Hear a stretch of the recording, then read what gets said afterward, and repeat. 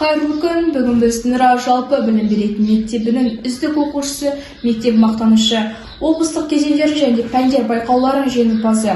15 мамыр күні Павлодар облысындағы Екібастұз қаласында өткен республикалық 5-ші мәшһүр оқуларының бірінші орын иегері 10-шы сынып оқушысы Абельтина Отанадан сұхбат алатын боламыз.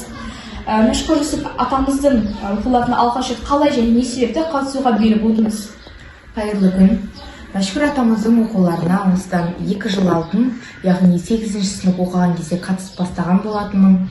2 жыл бойы бағымды сынап, тәжірибе жинап, осы 3-ші реттік қатысуымда алғаш рет республикаға жолдама алып, 1-ші рет барған кезде 1-ші рет бірінші орынды алып қайту бұйырыпты. Сізге қолдау көрсеткен адамдар туралы айтып берсеңіз?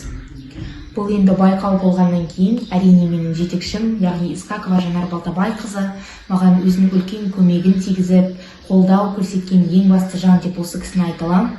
Одан кейін әрине менің отбасым, осы байқауға қатысайын деп жатырмын деген сәттен-ақ менің тілеуімді тілеп, күні-түні дұға жасап, менің жеңісті болуымды тілеп отырған жандар.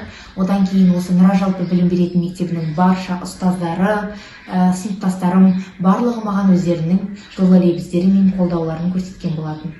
Байқау кезінде есіңізде ерекше қалған сәттер туралы айтып кетсеңіз? Есімде ерекше қалған сәт деп мен өзімнің зерттеу жұмысымды, яғни облыстық кезеңде таныстырып жатқан кезде, менің өзі баяғыдан бері жеке пікірін естігім келіп жүрген адам, яғни Тахир Жандос мырза бізге төрелік еткен болатын. Сол кезде ол кісінің маған жеке ой пікірін, нұсқауын, дұрыс жолға жол сілтеуін естіп, мен осы сәтті өзімнің осы байқаудағы ең керемет сәттерімнің бірі деп айта аламын. Қандай шығармаларын талдадыңыз, немесе жатқа айттыңыз? Неліктен дәл осы шығармаларды таңдадыңыз? Таңдауым Алаша ханға түскеннен кейін мен Мәшһүр Жүсіп атамыздың көптеген кітаптарын оқыдым. Оның ішінде ол ел шежіре, қазақ түбі деген сияқты, және одан бөлек өзге де ақын жазушылардың, тарихшылардың кітабын оқыған болатынмын. Олар мысалы Әлкей Марғұлан, Шоқан Уәлиханов. Қазіргі таңда мақалаларды оқыдым, көптеген аңыз әңгімелер, халық аузында жүрген әңгімелердің барлығын оқып, мен осының барлығынан бір талдау, бір зерттеу жұмысын шығардым. Мәшһүр Жүсіп атамыздың мұрасын бүгінгі ұрпаққа берері қандай? Жалпы біз Мәшһүр атамызды дінтанушы, ақын, философ ретінде көргеннен кейін, әрине ол кісінің қазіргі ұрпаққа берері мол, өте өнегелі адам. Ол кісінің кез келген шығармасын алып оқыған кезде адамның ой санасына жақсы бір әсер қалдырады. Жаңағы айтып өткендей дінтанушы дегенімдей, ол кісінің дін туралы да адамның жақсы қасиеттері, бағыт-бағдар беретін шығармалары өте көп. Соны оқи отырып, қазіргі таңның жастары нағыз өнеге алатын жан деп айтсам болады.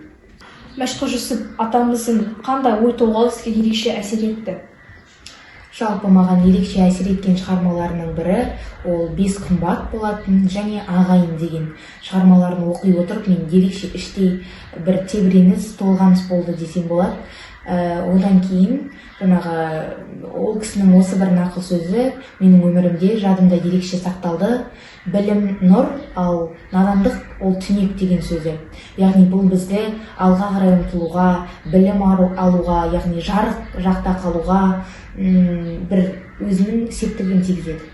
Сіз қатысқан номинация туралы айтып кетсеңіз? Жалпы байқау 5 түрлі бағыт бойынша өткізілген болатын. Мен соның 4-ші бағытына, яғни Мәшһүр Жүсіп Көпейұлының фольклорлық мұрасы, хандар және батырлар бағытына қатысқан болатынмын. Оның ішінде мен Алаша ханды таңдап, атамыздың фольклорлық мұраларындағы жалпы Алаша ханның бейнесін жан-жақты талдау жасап, зерттеген болатынмын. Республикалық байқауда жеңіске жеткеніңізді естігенде қандай сезімде болдыңыз? Әрине ол кездегі эмоцияны айтып жеткізу мүмкін емес. Іштей қатты қуандым.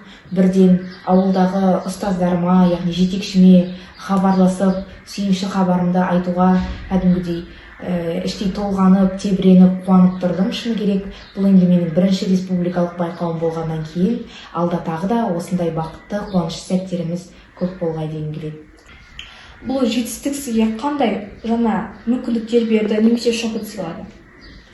Бұл жеңіс менің бойымдағы сенімсіздікті өлтіріп алға қарай ұмтылуға болатынын, яғни кез келген баланың көптеп еңбектесе өзінің шынайы жеткісі келген жетістігіне, арман мақсаттарына жете алатынын көрсетті және алдағы жарыстарға да шығып, топ жарып, балалармен танысып, тәжірибе алмасуға бұл үлкен мотивация. Келешекте әдебиет немесе тарих саласында еңбек еткіңіз келе ме? Қазір мен 10-шы сынып оқушысымын. 11-ші сыныпқа көшкен кезде бізде ұлттық бірыңғай тестілеу болады. Ол жерде мен өзіме 2 пән таңдап отырмын. Ол қазақ тілі, әдебиет, және осы салаға мен өзімнің болашақта бір үлесімді қосып, үлкен филологтардың бірі болғым келеді. Тағы қандай байқауларға қатысқыңыз келеді? Келесі жылдық жоспарыма мен Махамбет Өтемісұлының оқуларына және Ілияс Жансүгіровтің оқуларына қатысқым келеді деген өзіме алда бір жоспар, яғни мақсат қойдым. Осы сұхбатыңызды қорытындылай кетсек, қорытынды сұрақ ретінде өзі көріп отырған, тыңдап отырған оқушыларға, сыныптастарыңызға, достарыңызға қандай кеңес берер едіңіз?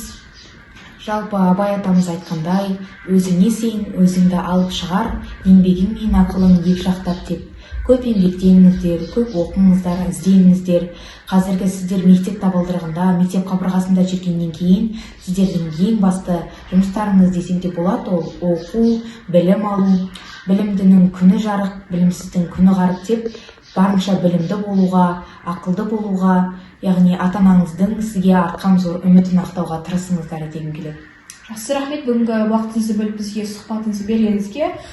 Рахмет, сау болыңыз. Рахмет.